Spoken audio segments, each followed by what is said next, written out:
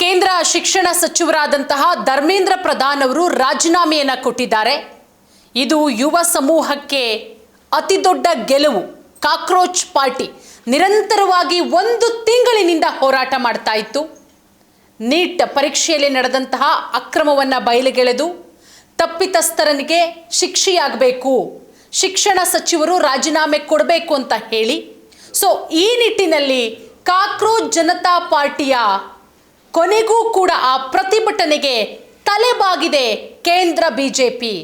ಈಗ ಧರ್ಮೇಂದ್ರ ಪ್ರಧಾನ್ ಅವರು ತಮ್ಮ ಸ್ಥಾನಕ್ಕೆ ರಾಜೀನಾಮೆಯನ್ನು ಕೊಟ್ಟಿದ್ದಾರೆ. ಒಂದು ಕಡೆ ದೊಡ್ಡ ಮಟ್ಟದಲ್ಲಿ ಕಾಕ್ರೋಚ್ ಪಾರ್ಟಿ ಸೆಲೆಬ್ರೇಷನ್ ಅನ್ನು ಮಾಡ್ತಾ ಇದೆ. ಇದು ಖಂಡಿತವಾಗ್ಲೂ ಕೂಡ ವಿದ್ಯಾರ್ಥಿಗಳಿಗೆ ಸಿಕ್ಕಿರುವಂತಹ ದೊಡ್ಡ ಮಟ್ಟದ ಜಯ. ಧರ್ಮೇಂದ್ರ ಪ್ರಧಾನ್ ರಾಜೀನಾಮೆ. ಸಿಜೆಪಿ ಸಂಸ್ಥಾಪಕ ಅಭಿಜಿತ್ ದೀಪ್ಗೆ ಫಸ್ಟ್ ರಿಯಾಕ್ಷನ್ ಕೊಟ್ಟಿದ್ದಾರೆ. ಯಾವ ರೀತಿ ಅಂತ ಹೇಳಿದ್ರೆ, ಒಂದು ಕಡೆ ಅವರ ಹೆಲ್ತ್ ಸರಿ ಇಲ್ಲ, ತೀವ್ರ ಜ್ವರದಿಂದ ಬಳಲ್ತಾ ಇದ್ದಾರೆ. ಇದರ ನಡುವೆ ಅವರು ಒಂದು ರೀತಿಯಲ್ಲಿ ಸೆಲೆಬ್ರೇಟ್ ಮಾಡಿದ್ದಾರೆ. ಏನು ಹೇಳ್ತಾರೆ ಸಿಜೆಪಿ ಸಂಸ್ಥಾಪಕರಾದಂತಹ ಅಭಿಜಿತ್ ದೀಪ್ಗೆ ಅವರು? ನೋಡಿ, ಕೇಂದ್ರ ಶಿಕ್ಷಣ ಸಚಿವ ಧರ್ಮೇಂದ್ರ ಪ್ರಧಾನ್ ರಾಜೀನಾಮೆ ಕೊಟ್ಟಿದ್ದು, ಈ ಬಗ್ಗೆ ಸಿಜೆಪಿ ಸಂಸ್ಥಾಪಕ ಮೊದಲ ಪ್ರತಿಕ್ರಿಯೆ. ನೀಟ್ ಪೇಪರ್ ಲೀಕ್ನ ನಂತರ ಜಂತರ್ ಮಂತರ್ನಲ್ಲಿ ವಿದ್ಯಾರ್ಥಿಗಳು ದೊಡ್ಡ ಮಟ್ಟದಲ್ಲಿ ಪ್ರತಿಭಟನೆ ಮಾಡಿದ್ರು. ಬರೀ ಡೆಲ್ಲಿಲಷ್ಟೇ ಅಲ್ಲ, ದೇಶದ ಬೇರೆ ಬೇರೆ ಭಾಗಗಳಲ್ಲಿ ವಿದ್ಯಾರ್ಥಿಗಳು ರಸ್ತೆಗಿಳಿದು ಹೋರಾಟ ಮಾಡಿದ್ರು. CJP protest. ಅದಾದ ನಂತರ ಕೇಂದ್ರ ಶಿಕ್ಷಣ ಸಚಿವ ಧರ್ಮೇಂದ್ರ ಪ್ರಧಾನ್ ಅವರ ರಾಜೀನಾಮೆ. ಹಲವಾರು ದಿನಗಳಿಂದ ದೆಹಲಿಯಲ್ಲಿ ಜಂತರ್ ಮಂತರ್ನಲ್ಲಿ ಸಿಜೆಪಿ ದೊಡ್ಡ ಮಟ್ಟದಲ್ಲಿ ಪ್ರತಿಭಟನೆ ಮಾಡುತ್ತೆ. ಮೊನ್ನೆ ಏನೆಲ್ಲ ಹೈಡ್ರಾಮಗಳಾಯಿತು, ಕಾಂಗ್ರೆಸ್ ಪ್ರತಿಭಟನೆಗೆ ಬೆಂಬಲ ಕೊಟ್ಟಂತಹ ಸಂದರ್ಭ, ಅಲ್ಲಿ ಯಾವ ರೀತಿ ಹೈಡ್ರಾಮಗಳಾಯಿತು. ಕೇಂದ್ರ ಶಿಕ್ಷಣ ಸಚಿವರ ರಾಜೀನಾಮೆ ಬೇಡಿಕೆಯನ್ನು ಇಡುತ್ತೆ ಸಿಜೆಪಿ, ಪ್ರತಿಭಟನೆಯನ್ನು ಕೈಬಿಡಬೇಕು ಅಂತ ಹೇಳಿದ್ರೆ. ಸದ್ಯ ಈಗ ಸ್ವಲ್ಪ ಹೊತ್ತಿಗೆ ಮುಂಚೆ ಶಿಕ್ಷಣ ಸಚಿವರು ರಾಜೀನಾಮೆಯನ್ನು ಕೊಟ್ಟಿದ್ದಾರೆ. ಇನ್ನು ಸಿಜೆಪಿ ಪಕ್ಷದ ಸಂಸ್ಥಾಪಕರಾದಂತಹ ಅಭಿಜಿತ್ ದೀಪ್ಗೆ ಪ್ರತಿಕ್ರಿಯೆ ಕೊಟ್ಟಿದ್ದಾರೆ. ಶಿಕ್ಷಣ ಸಚಿವರಾದ ಧರ್ಮೇಂದ್ರ ಪ್ರಧಾನ್ ರಾಜೀನಾಮೆ ಕೊಟ್ಟಿದ್ದು ನಾವು ಗೆದ್ದಿದ್ದೇವೆ, ಅಭಿಜಿತ್ ದೀಪ್ಗೆ ಹೇಳಿದ್ದಾರೆ. ಧರ್ಮೇಂದ್ರ ಪ್ರಧಾನ್ ಅವರು ರಾಜೀನಾಮೆ ಕೊಟ್ಟಿದ್ದಾರೆ, ನಾವು ಹೋರಾಟದಲ್ಲಿ ಗೆದ್ದಿದ್ದೇವೆ.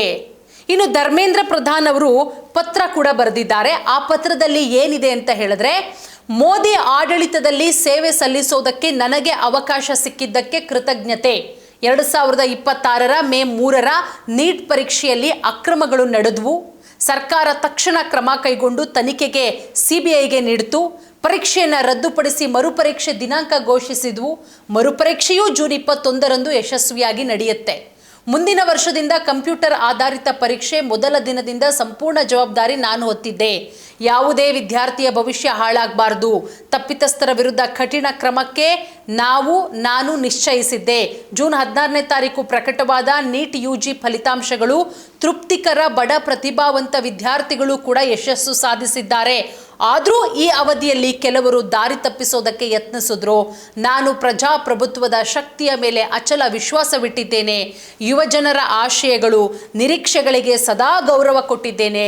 ಯುವಜನರು ಭಾರತದ ಭವಿಷ್ಯ ಮಾತ್ರ ಅಲ್ಲ, ಭಾರತದ ನಿರ್ಮಾತೃಗಳು. ಕಳೆದ 10 ದಿನಗಳ ಬೆಳವಣಿಗೆ ನೋಡಿ ನನಗೆ ತುಂಬ ದುಃಖವಾಗಿದೆ. ಹಾಗಾಗಿ ನಾನು ನನ್ನ ಸಚಿವ ಸ್ಥಾನಕ್ಕೆ ರಾಜೀನಾಮೆ ಕೊಡ್ತಾ ಇದ್ದೀನಿ. ಧರ್ಮೇಂದ್ರ ಪ್ರಧಾನ್ ಅವರು ಪತ್ರದಲ್ಲಿ ಉಲ್ಲೇಖ ಮಾಡಿರೋದು, ಭಾರತದ ಯುವ ಶಕ್ತಿಯೇ ಈ ದೇಶದ ನಿಜವಾದ ಬಲ. ಯುವಕರನ್ನ ಸಂಚಿನ ಬಲೆಗೆ ಬೀಳೋದಕ್ಕೆ ಬಿಡಲ್ಲ. ಇದು ನನ್ನ ಸಂಕಲ್ಪ. ರಾಷ್ಟ್ರ ವಿರೋಧಿ ಶಕ್ತಿಗಳು ಇದನ್ನ ದುರುಪಯೋಗ ಮಾಡಿಕೊಳ್ಳೋದಕ್ಕೆ ಬಿಡಲ್ಲ. ದೇಶದ ಏಕತೆ ಅಚಲವಾಗಬೇಕು. ವಿದ್ಯಾರ್ಥಿಗಳ ಭವಿಷ್ಯವು ಕಾನೂನು ಪ್ರಕ್ರಿಯೆಯಲ್ಲಿ ಸಿಲುಕಬಾರದು. ದೇಶವನ್ನ ಒಗ್ಗೂಡಿಸಿ ಬಲಿಷ್ಠವಾಗಿಸಲು ಒಟ್ಟಾಗಿ ಕೆಲಸ ಮಾಡಬೇಕು. ಇದೇ ವಿಚಾರವನ್ನ ಪ್ರಧಾನಮಂತ್ರಿ ತಿಳಿಸಿದ್ದಾರೆ. ಪ್ರಧಾನಿಗಳ ವಿಶ್ವಾಸ, ನಿರಂತರ ಸಹಕಾರಕ್ಕಾಗಿ ಕೃತಜ್ಞತೆ. ಸಂಪುಟದ ಎಲ್ಲ ಸಹೋದ್ಯೋಗಿಗಳು ಸೇರಿ ಎಲ್ಲರಿಗೂ ಧನ್ಯವಾದ. ರಾಷ್ಟ್ರ ಸೇವೆ ನನ್ನ ಜೀವನದ ಶ್ರೇಷ್ಠ ಆದ್ಯತೆ. ಅದಕ್ಕಾಗಿ ಸಮರ್ಪಿತನಾಗಿದ್ದೇನೆ ಅಂತ ಸುದೀರ್ಘವಾಗಿ ಪತ್ರ ಬರೆದು ಧರ್ಮೇಂದ್ರ ಪ್ರಧಾನ್ ಅವರು ತಮ್ಮ ರಾಜೀನಾಮೆಯನ್ನು ಸಲ್ಲಿಸಿದ್ದಾರೆ. What next? ಮುಂದೆ ಈ ವಿಚಾರ ಇನ್ನು ಯಾವ ಹಂತಕ್ಕೆ ಹೋಗುತ್ತೆ ಕಾದು ನೋಡಬೇಕು.